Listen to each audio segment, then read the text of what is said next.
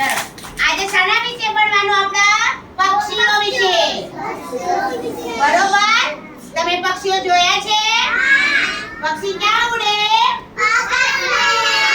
ક્યાં ઉડે પક્ષી? આકાશમાં. પક્ષીને શું હોય? પાંખો. પક્ષીને શું હોય? પાંખો હોય. બરોબર? પક્ષી પાંખો વડે ઉડે. પછી પક્ષીને બીજું શું હોય? આંખો હોય. પછી બીજું શું હોય? ચાંચ હોય. શું હોય? ચાંચ હોય.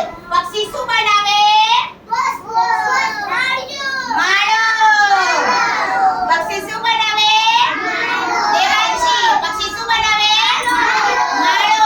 બરોબર? પછી માળામાં શું શું મૂકે? જો સાનો સાનો માળો બનાવો. જો આપણે પેલું લાવો, સળિયો લાવો, પછી નારિયેળના છોતા હોય, રૂ હોય. બરોબર?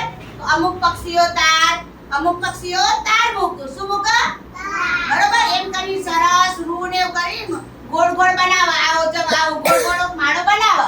પછી માળામાં શું મૂકે? ઈંડા મૂકે. શું મૂકે? ઈંડા મૂકે. બરોબર? પછી પક્ષી ખાય શું? દાણા. Very good. પક્ષી શું ખાય? દાણા ખાય. આપણે બધા નાખીએ છે ને ઘઉં, ચોખા, બાજરી, જુવાર, મકાઈ બધા દાણા નાખીએ. પક્ષી દાણા ચણે. પક્ષીઓને દાણા નાખવાના પણ જોઈએ ને. પછી પક્ષીઓને પાણી પીવા માટે આપણે શું બનાવીએ છીએ? શું બાંધીએ છીએ? નહીં, આપણે જે પેલું આવે છે ને, જે ગોળ ગોળ આપણે વાટકો, ગોળ ગોળ વાટકો આમ તેમ ભરી લે છે પક્ષીઓને પાણી પીવા માટે. તે પક્ષીઓ પાણી પીવીમાં. બરોબર? હા, તો દરેક પક્ષીનો માળો જુદો જુદો હોય. ચકલી ઝાડ ઉપર માળો બનાવે. પછી ઘરમાં આપણે ખોખું મૂકેલો ખોખા પર માળો બનાવે. કબૂતર ક્યાં માળો બનાવે? કૂવો હોય, કૂવામાં બનાવે માળો. અવાવની જગ્યાએ જે બંધ પડી રહી હોય ત્યાં માળો બનાવે. પછી સુગરી પોતાનો માળો સરસ આમ ગૂંથીને માળો બનાવે. આવો સરસ મસ્ત મજાનો ગૂંથ અને પછી માળો બનાવે.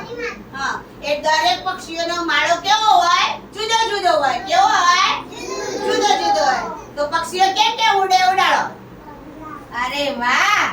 હા, પક્ષી પાંખોથી આમાં ઉડે. જો ચકલી ઉડે